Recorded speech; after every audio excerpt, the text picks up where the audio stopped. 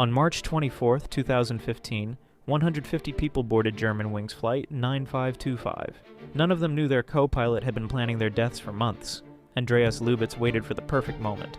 When Captain Patrick Sundenheimer left the cockpit, Lubitz locked the reinforced door behind him. Then he began their descent into the French Alps.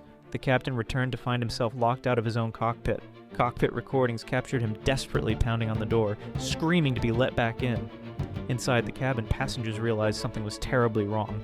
Their screams filled the air as the plane dropped steadily toward the mountains.